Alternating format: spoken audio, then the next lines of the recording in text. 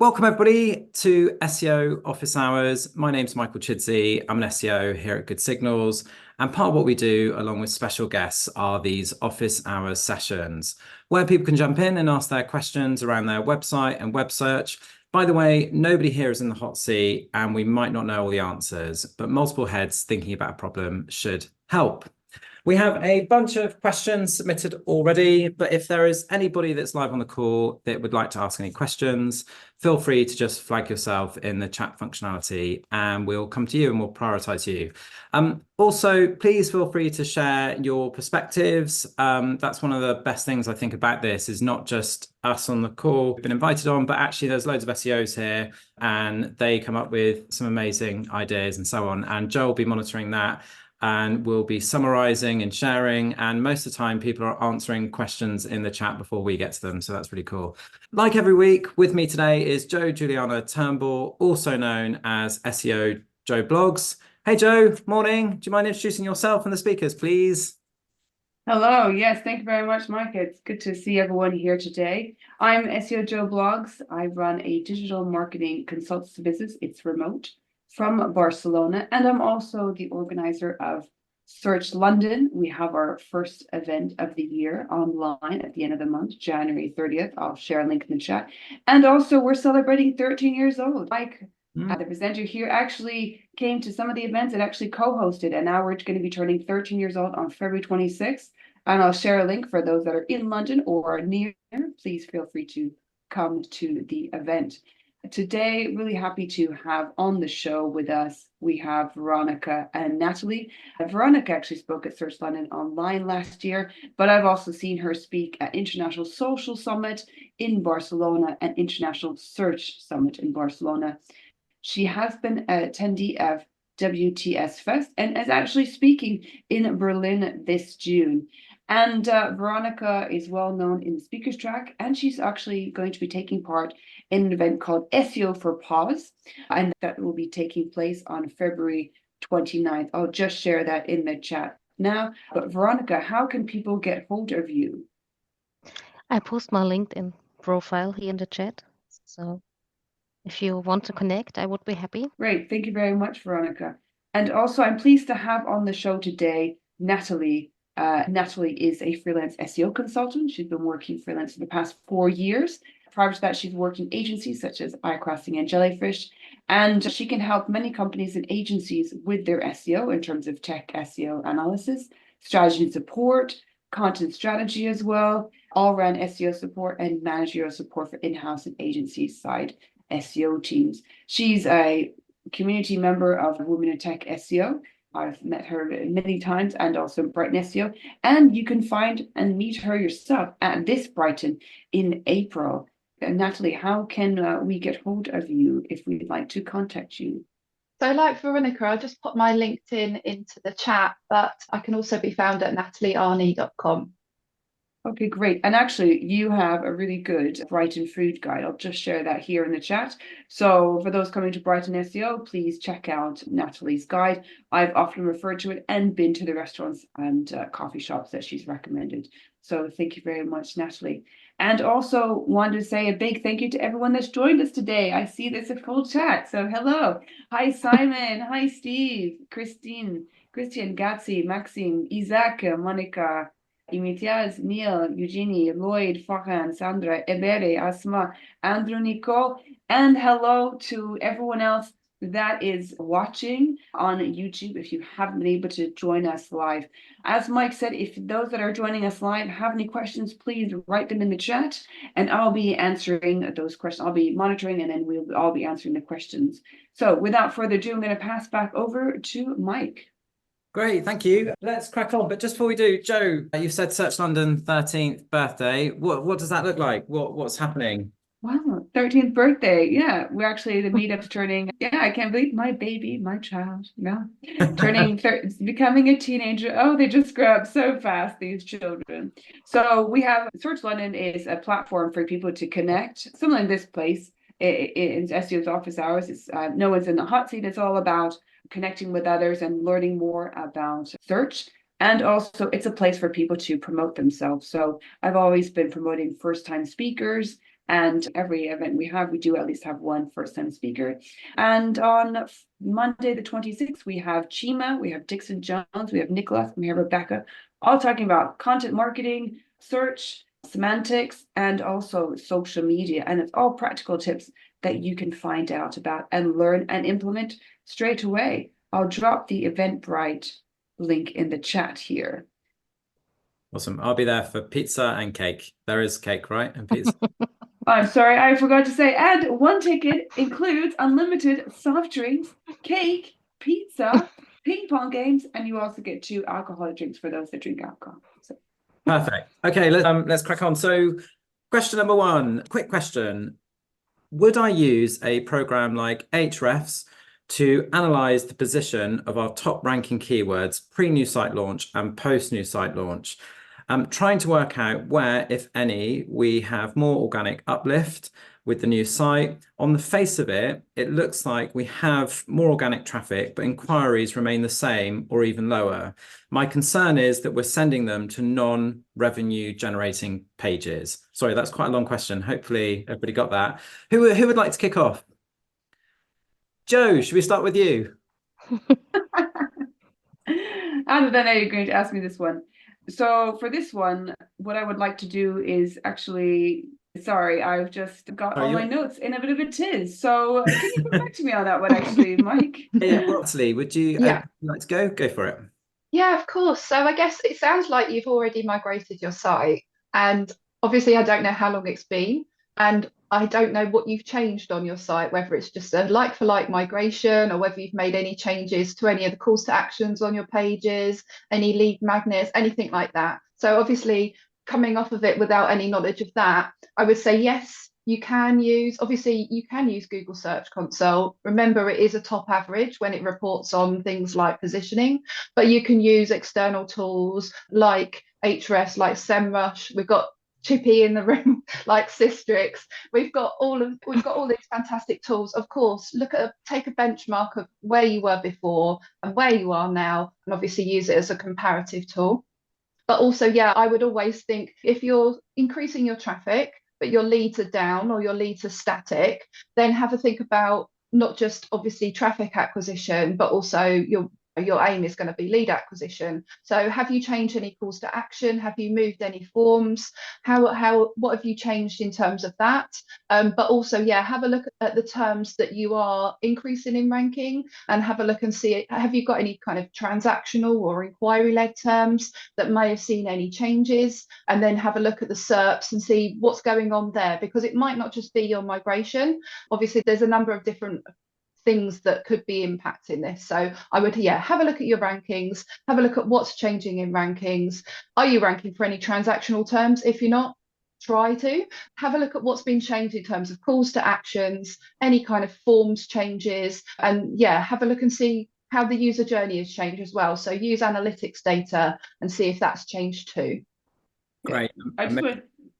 Yeah, that was a lot of information. So I just wanted to also just mention what Natalie said, and I think this is something that we can use more with GA4, just about the scroll down. So look at your events in Google Analytics 4 and see if people are scrolling down the page more than where they were before, because everything now is an event in Google Analytics 4, and I think we should make the most of that as we're all using this new platform now. Perfect. Veronika, do you have anything to add? Yes, so I would add check the technical side.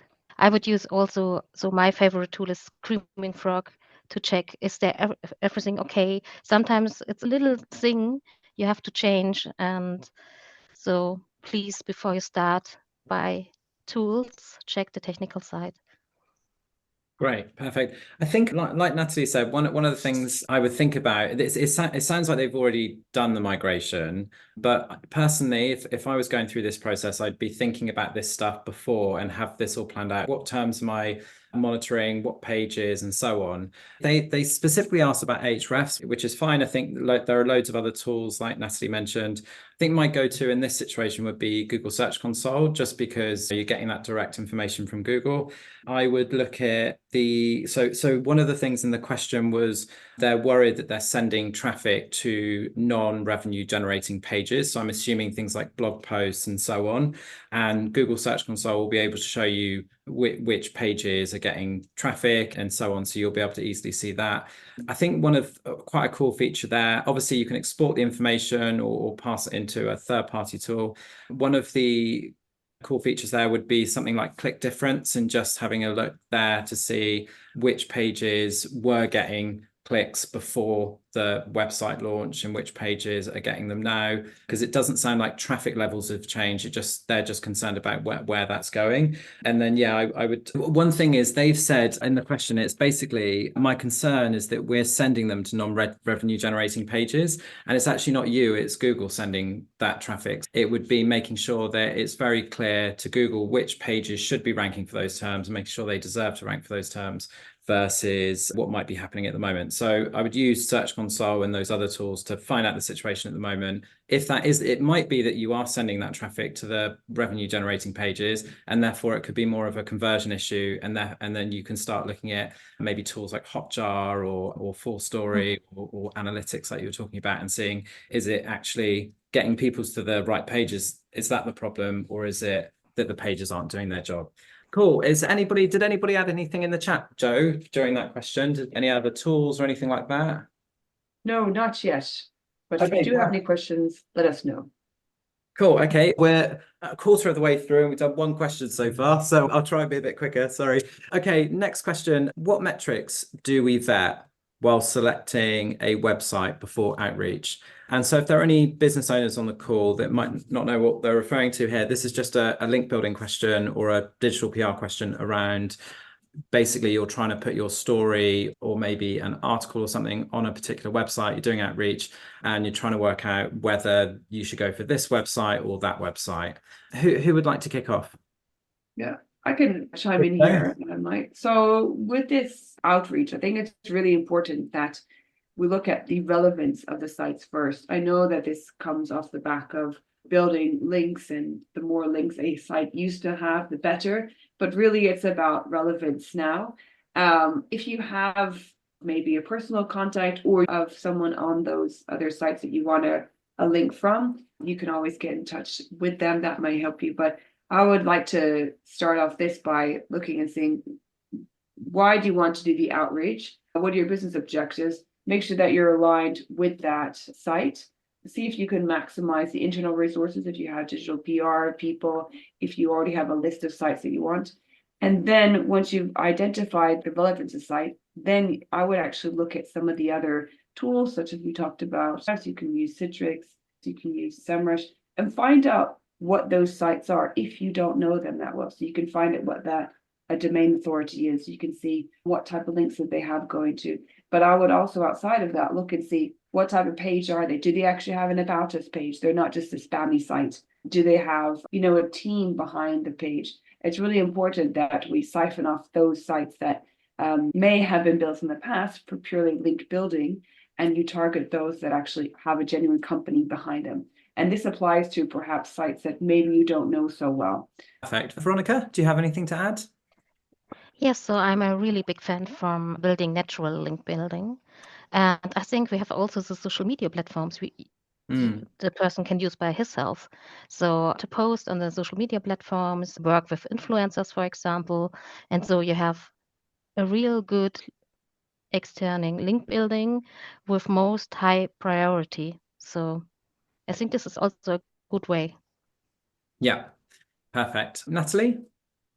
I guess it's when you're looking at judging the site and whether it's a good opportunity, I think Joe covered a lot with regards to how to find a site that's just there for link acquisition and what's there as a good site for brand building and obviously exposure. On the digital PR side, we're not just looking at links, we're looking at brand exposure, building your brand, ensuring that your campaign is actually being looked at rather than just placing a piece of content on a website.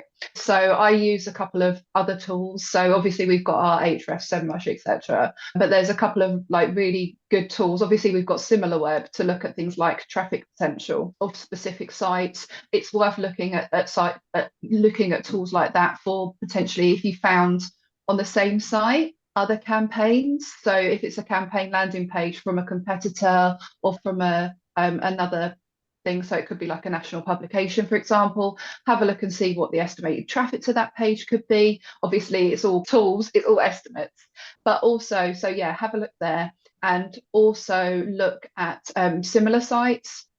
So again, it's from SimilarWeb, or it was. You could get a Chrome plugin, Firefox plugin, and the website itself. You put in the domain or the URL, and then it gives recommendations on those like sites that are similar. If spammy kind of link acquisition, purely link acquisition sites do come up in the recommendations, then it gives you a bit more of an idea of how the web sees that page versus you. And I usually use that as a kind of, it gives me a bit of a bit more than a gut feeling. So looking at those pages, if it does come up with a lot of kind of business placement or article placement sites, then it's potentially an article placement site rather than a kind of legitimate site that's going to send you, that's going to give you a good link, that's going to give you that exposure for your brand, and it's also going to send relevant traffic to your site. So nobody said it needs to have a domain authority of over X, a spam score of under this, and a have right for us in the navigation. So that's not the metrics we're looking for. That's good. Yeah, I echo everything everyone said. I think one of the things for when we're doing any kind of PR campaigns is just looking and thinking, does it make sense that this publication would either cover our story or cover our client or us? That's the only thing I've got to add. And actually, usually it's quite obvious now when you look at a website whether you would be proud enough to share that piece of coverage versus if you're a bit embarrassed about it and it's just something on a spreadsheet to say that we got. Okay, is anybody else want to add anything? Was there anything in the chat, Joe? No, there was not anything in the chat yet. Okay, good. Feel free to share your perspectives. Totally disagree with us if you want. Spam scores, that's the way forward. Okay, so the owner of this website, what I'm going to do is I'm not going to say the brand, but I'm going to share the URL in the chat with everybody that's actually on the call, so that everybody gets to see it, because I'm sure loads of others will have some ideas. So the owner of this brand has put, okay, so the owner of this website is looking at taking things up a level in terms of SEO. Does anybody have any initial SEO recommendations? And if you're watching on YouTube, just to give you an idea, so the business is a flower business. Actually, the person's on the call, so if you're happy with us saying the actual brand name, just put in the chat yes or no, and then we'll know whether we can say that or not. But it's basically a flower. Oh, hang on. Yes, perfect. Yes. So Natalie Somerset, which kind of now makes more sense to me, by the way, on something. So it's a website called Somerset Blooms, and I shared it with people on the call beforehand. So Veronika, Natalie, and Joe. Natalie is looking for some initial SEO recommendations. Who would like to go first? Don't all jump at once. One of the things I did was I put the site into one of the ranking tools just to see what keywords that you rank for. And if I'm honest, one of the things I found a little bit confusing is obviously it's called Somerset Blooms, but you don't operate in Somerset. And the reason I said this makes more sense now is your surname Somerset, so that makes total sense. But one of the things I noticed that you rank for are terms like Somerset Flowers, Somerset Florist, Somerset Flower, Somerset Flower Delivery, and so on. But you operate up north, as far as I understand. And so I think that was just something that I noticed initially that might be a bit confusing to Google. And so if this was my business, one of the things I would probably do in that case, I just looked at a few of your pages, and in most cases, people would naturally put in the title tags their brand name, which you've done, which makes sense. So for instance, you do wedding flowers. So on your wedding flowers page, you've got your title tag is wedding flowers, weddings and event flowers, and then you've got hyphen Somerset blooms. And I think just because this is such a unique case and you're ranking for Somerset terms, I would be tempted to, on those pages, so you would want the homepage to rank obviously for your brand term.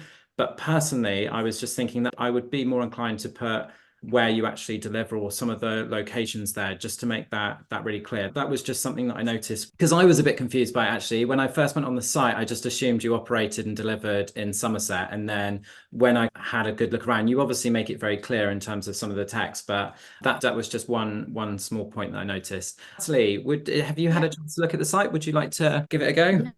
Yeah, of course. So I had a quick look at the site. I agree with Michael about making it clear where you're located, because there are a lot of, you do have that banner at the top of your site that does clearly say it, but we can't assume that Google is always going to see that, or it's there for the user rather than Google. I know we're meant to be targeting both, but also I think really making it clear, not just from certain parts of the site. I think having if you're able to have your business address on your website, which will then also help with regards to building citations. So on the local SEO side, I think I've had a look at your backlink profile and you've got some nice links from Yale, and also some local publications. But it'd be really great to be able to build some kind of really relevant, good quality citations that will then show to Google even further where you're located.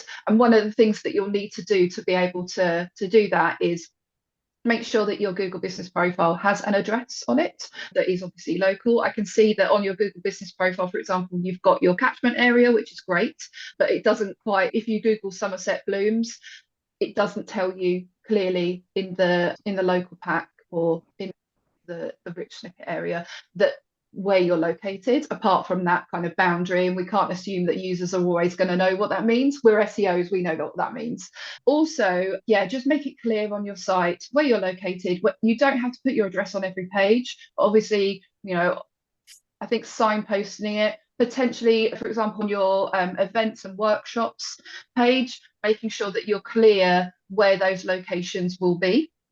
Rather than things like your place of work, it could be like we operate within a 15-20 mile radius of Liverpool, for example, and say something like that. But yeah, I think really making it clear about your location is a big thing, because of obviously the name of your brand and obviously your name as well. But yeah, that would be a big one for me, because obviously if someone's going to want to do a local workshop or they're having a local wedding, then they really need to know where you are.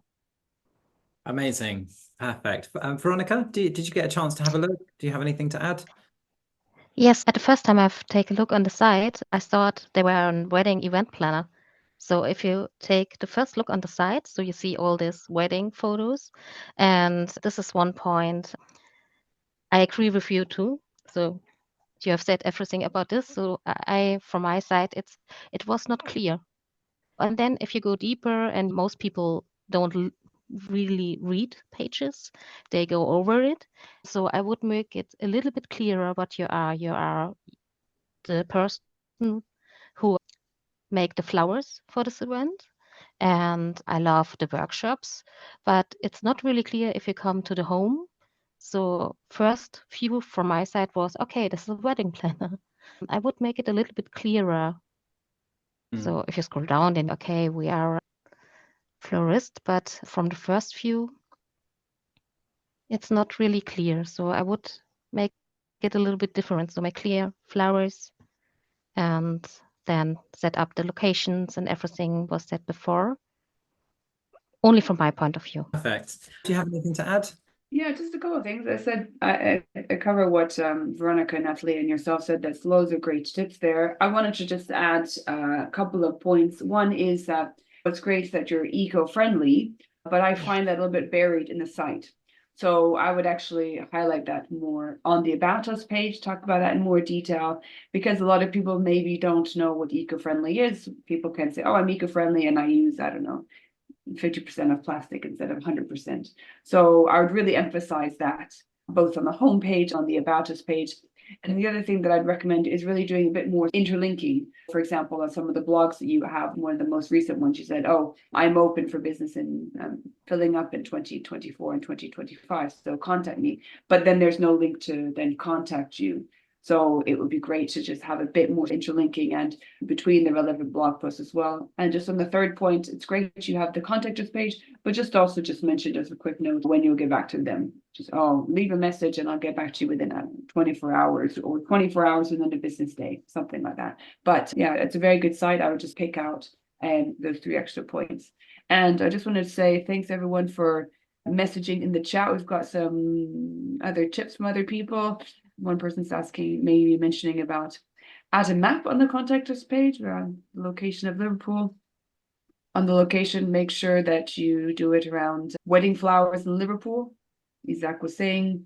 And also, I think one other person, Gatsy, mentioned that there's no easy way to contact the company on the homepage, so maybe make that a bit more obvious.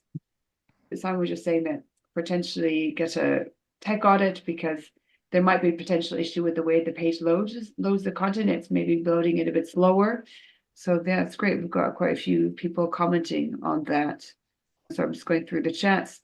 Just whilst you're doing that, Joe, I was just going to add that just on Veronika's point about when Veronika first looked at the website, wasn't sure whether it's an event planner or a florist or flowers. One thing you could do there is come up with a few different options, and then I would just go to somewhere like your local coffee shop or something like that, and whoever's in the queue, offer to buy them coffee and just say, can you look at this for 2 minutes and tell me, or not even that, like 10 seconds, can you look at this page and then take it away and ask them what it was about?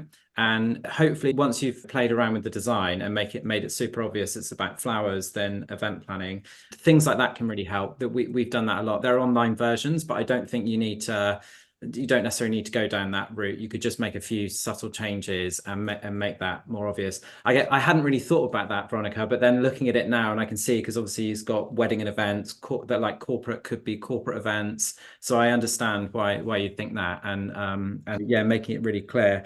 The other thing that wedding websites often do to add loads of location-based content to their site so that you rank for keywords with your locations are things like case studies and stuff like that. So I think managing to take shots of, I don't know if you actually go on the events themselves, but if you're the person that goes and installs the flowers, for example, for weddings, taking some shots of those and then just having a little description explaining where the wedding took place and just including things like the venue and stuff like that, just to make it ultra relevant to that location. But it's a really lovely website, actually. Usually when people share websites and they say, can you help? It's usually awful, but that's not the case with this. It's a really lovely website, so that's nice. Yeah. Joe, was there anything else? Yeah, there's just a few more, but I don't know if Natalie, if you can see, I think you can see some of the things in the chat, just about perhaps some people were talking about. Eugenia was suggesting a separate page with testimonials from the client, so similar to what Mike was saying about some case studies, perhaps adding the blog to the menu so it's easier for people to look at. Yeah, there's a few more tips in there. And yeah, actually, Chris was saying if you're showing that you're eco-friendly, maybe you could use the web carbon badge or the beacon badge, I believe. Yeah, lots of different tips in there actually within the chat. So thanks everyone for your advice.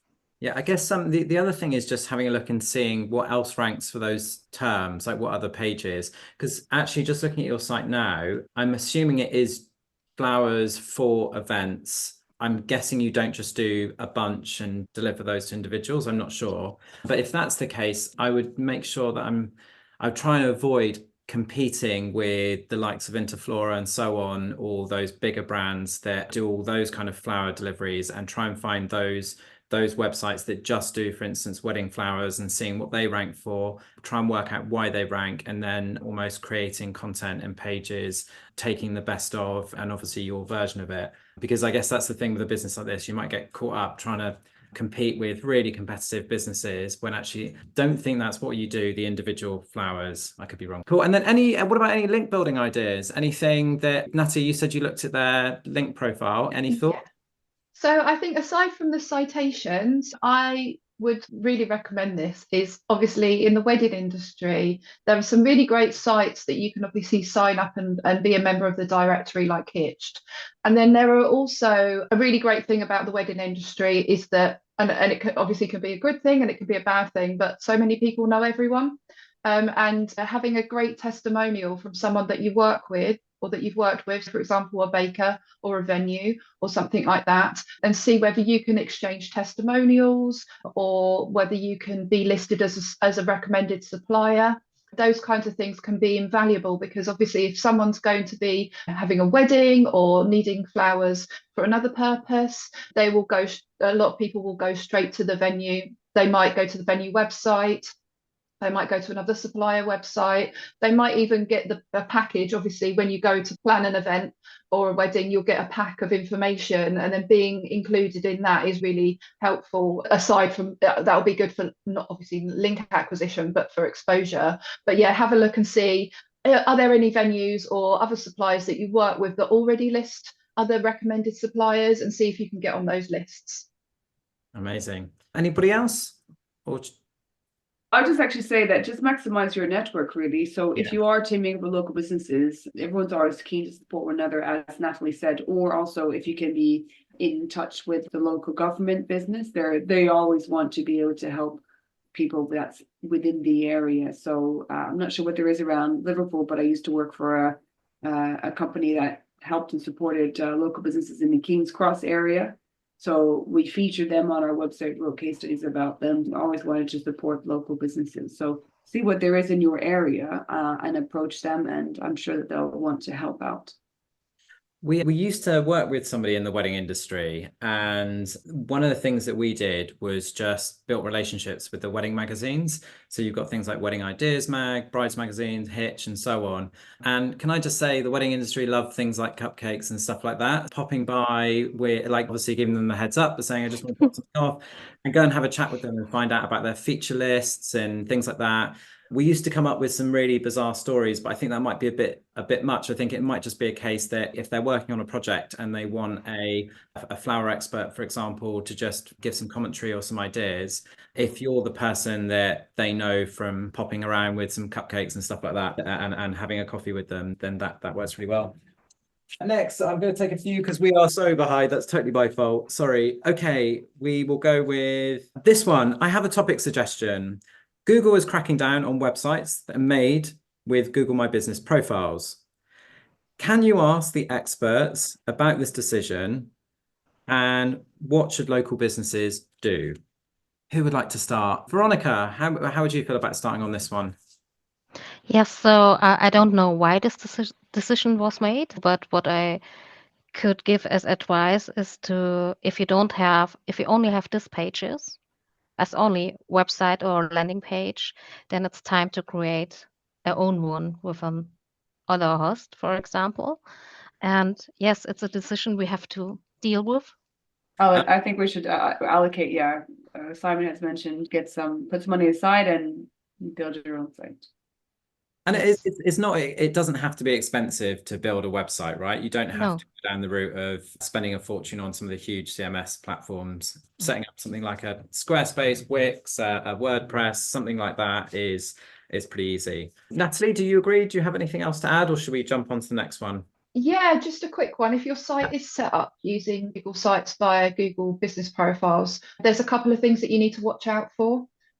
So one of the things is if you've got ad campaigns, so if you're running ad campaigns for your site, you might not be, but just a warning that you've got until the 1st of March to make sure that you've got those ad campaigns changed over to your new site, or to a landing page that's not on a site that's set up with the Google Business Profile, because obviously you'll be then spending on the campaign where the URL is not there anymore. So yeah, there's a little bit of a deadline just in case. So even if you set up in the meantime a little landing page, if you are running ad campaigns, then there's a kind of a bit of a deadline there. But I think that obviously with the news yesterday with Google sunsetting quite a few products, and obviously the sad job losses that have been announced yesterday, I think it's just important to make sure that you own as much as you can. We don't fully own all of our websites. Obviously, we've got hosting and platforms and everything, but if you can build your site away from something that's owned by a search engine or by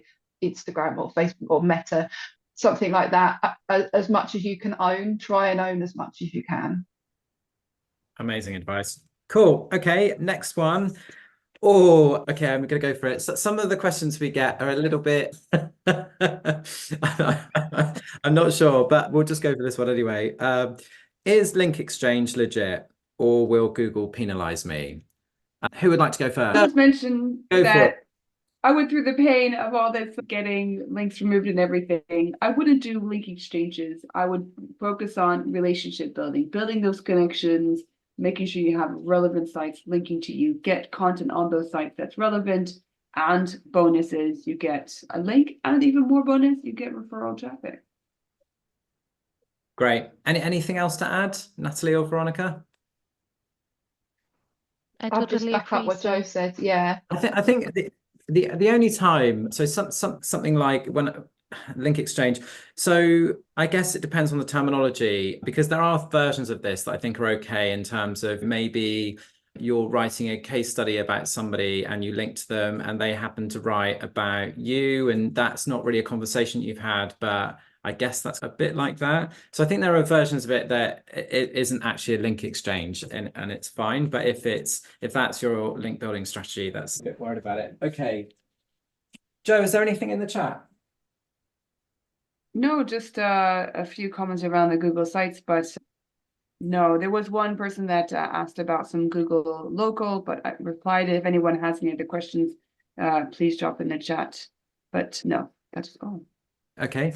Our website, co.uk, which is a Shopify store, is getting loads of impressions as shown in Google Webmaster Console for different pages and different keyword phrases, but very few clicks. We are a UK-based company for a Korean skincare brand. So I've narrowed down the results to just United Kingdom. Here is a screenshot, which I'll share in the chat in just 1 second. And you can see that there's a low number of clicks. However, mobile is performing far better than desktop. So I guess the question here is, how do you get more clicks? Let me find, I've got the screenshot here somewhere. Done. There you go.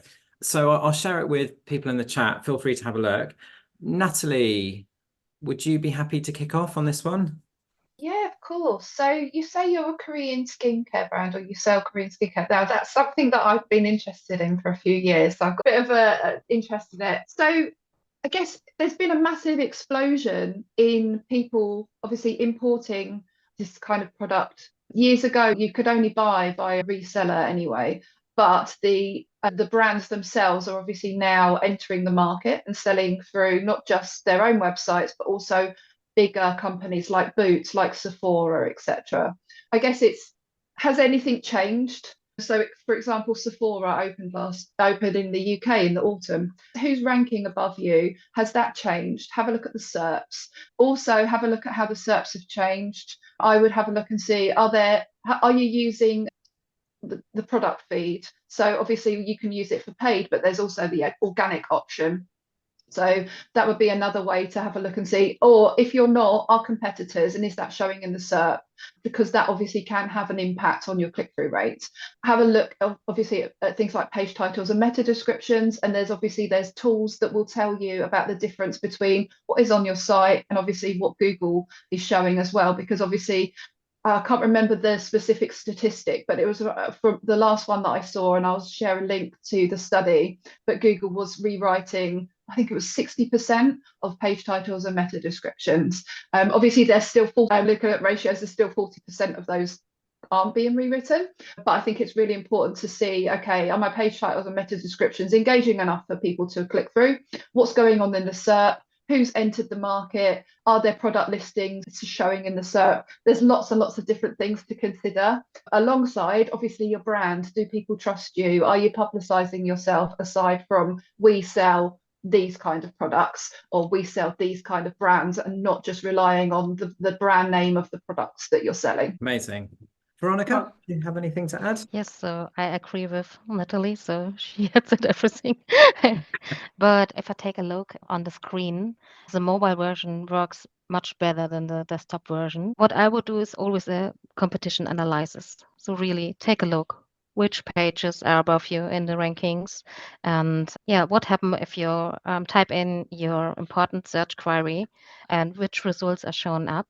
Mostly if people don't click, then yes, they see other results there are interesting, more catchy, for example. Maybe there's a image beside the other ones, or maybe they have other content, multimedia content, for example, a video or other things. Yeah, they can analyze, go deep. Thank you, Veronika. Sorry, I just wanted to also say a couple of things in the chat. Chris has said, as we're in the mobile-friendly era, so mobile-first era, which is great. It's a good sign, really, to have more clicks on mobile, more impressions. Chris is asking if you've added CTAs on the meta title. What I would also say is, to back up what Veronika was mentioning about, you've got loads of impressions, but you've got no very minimal clicks. So what is it showing in the search results that you've got? Have the other competitors just got images?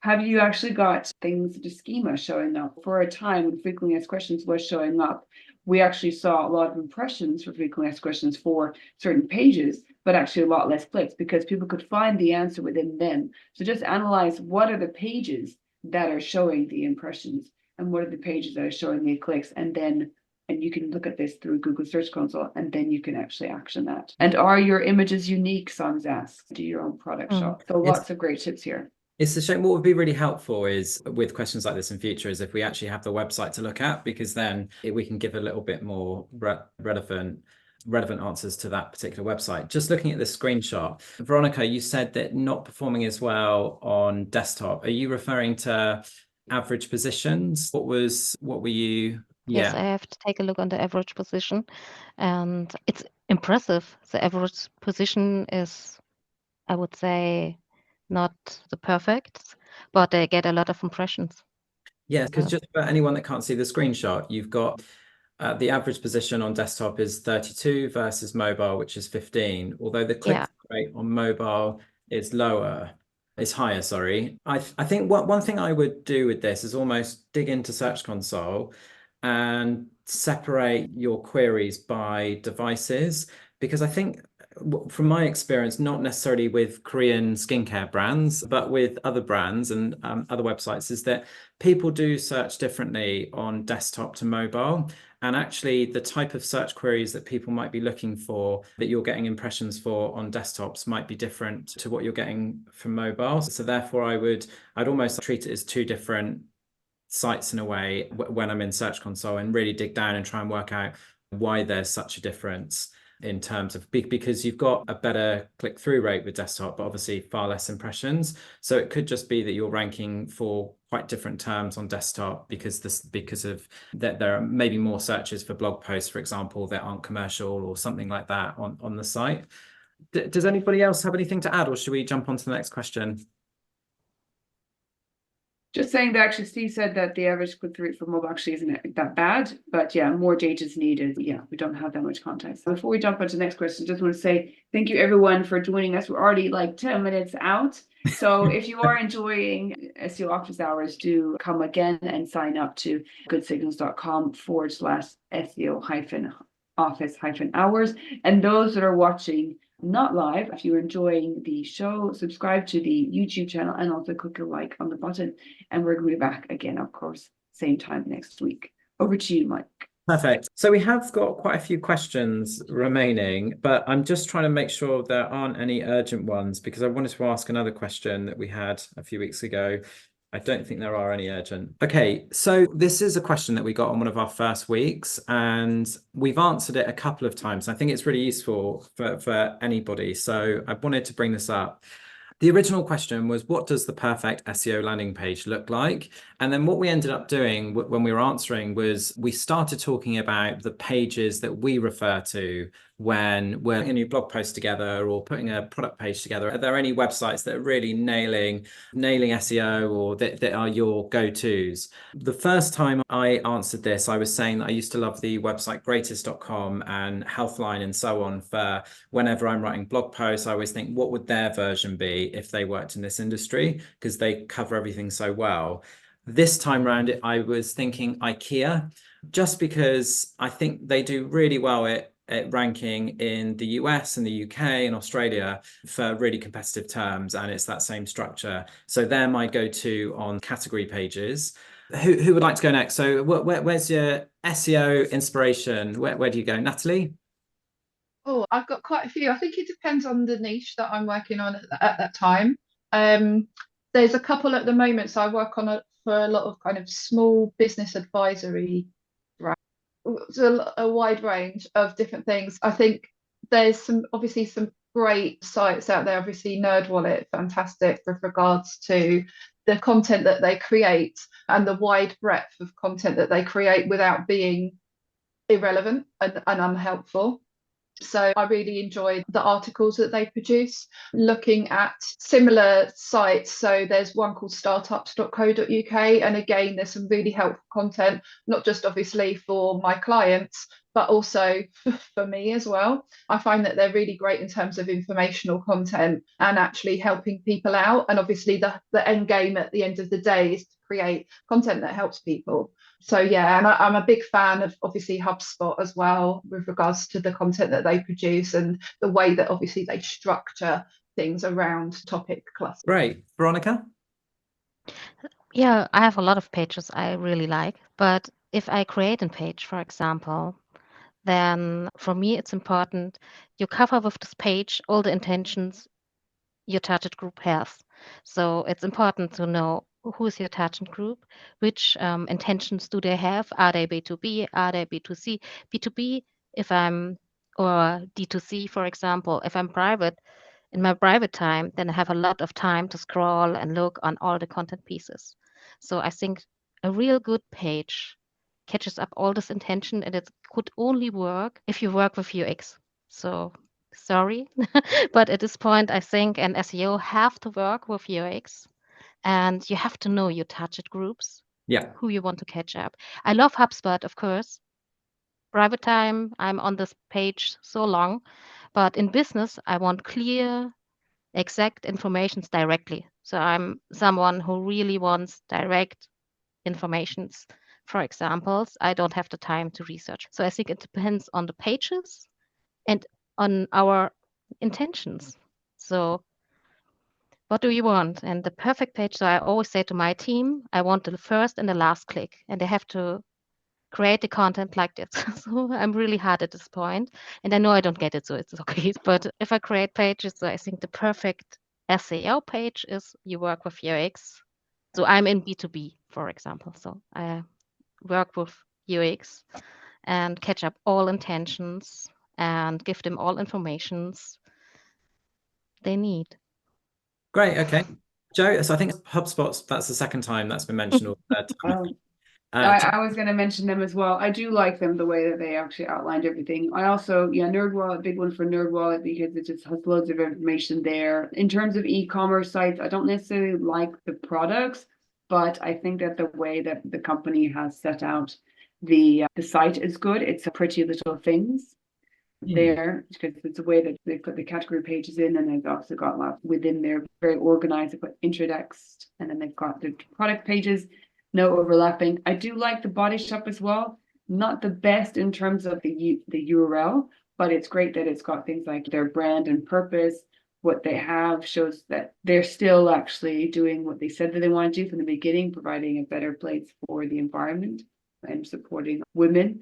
Yeah, a few of those different sites, but there's a lot really out there. So I just wanted to also say there's a couple of things in the call that we haven't been able to get through to, just around, we had a question around Pacific tools powered by AI. I don't think we have a chance to add to that, but maybe that's something we can cover off next time.